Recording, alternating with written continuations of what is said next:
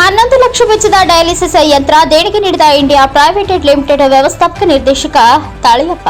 ರಾಜ್ಯದಲ್ಲಿ ಎರಡನೆಯ ಅತಿದೊಡ್ಡ ತಾಲೂಕು ಸಾರ್ವಜನಿಕ ಆಸ್ಪತ್ರೆಗೆ ಬರುವ ರೋಗಿಗಳ ಗಮನದಲ್ಲಿರಿಸಿಕೊಂಡು ಮೈಸೂರಿನ bank note mill India private limited Mysuru ಇವರಿಂದ ಕೊಡುಗೆಯಾಗಿ ನೀಡಿದ ಸುಮಾರು 11 ಲಕ್ಷ ವೆಚ್ಚದಲ್ಲಿ ಡಯಾಲಿಸಿಸ್ ಯಂತ್ರವನ್ನು ದಾನವಾಗಿ ನೀಡಲಾಗಿದೆ ಎಂದು ಮೈಸೂರಿನ bank note mill India private ಲಿಮಿಟೆಡ್ನ ವ್ಯವಸ್ಥಾಪಕ ನಿರ್ದೇಶಕರಾದ ತಾಳಿಕೆರಪ್ಪ ಹೇಳಿದರು. ಅವರು ನಗರದ ಸಾರ್ವಜನಿಕ ಆಸ್ಪತ್ರೆಯಲ್ಲಿ ನೂತನವಾಗಿ ಡಯಾಲಿಸಿಸ್ ಯಂತ್ರವನ್ನು ಉದ್ಘಾಟಿಸಿ ಮಾತನಾಡಿದರು. ನನ್ನ ಹುಟ್ಟಿದ ತಾಲೂಕು ಹಾಗೂ ನನ್ನ ಹುಟ್ಟೂರಿಗೆ ಏನಾದರೂ ಮಾಡಬೇಕು ಎಂಬ ತುಡಿತದಿಂದ ನಮ್ಮ bank note mill India private ಲಿಮಿಟೆಡ್ನಿಂದ ಸುಮಾರು 11 ಲಕ್ಷ ವೆಚ್ಚದಲ್ಲಿ ಡಯಾಲಿಸಿಸ್ ಯಂತ್ರವನ್ನು ನೀಡಿದೆ. ಅದರಂತೆ ತಾಲೂಕಿನ ಮನ್ನೇಕೋಟೆ ಗ್ರಾಮಕ್ಕೆ ಸುಮಾರು 85 ಲಕ್ಷ ವೆಚ್ಚದ ಸಮುದಾಯ ಭವನಕ್ಕೆ ಅನುದಾನ ನೀಡಿದೆ.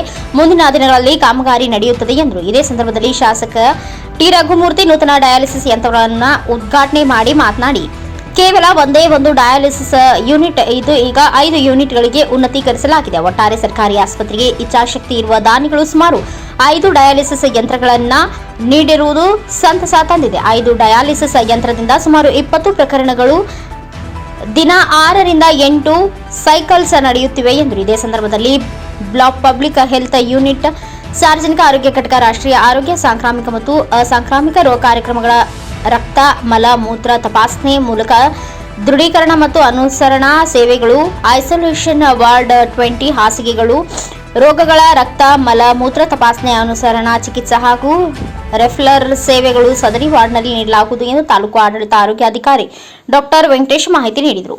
Mounesh Achar, NKS TV 4 news, Challakere.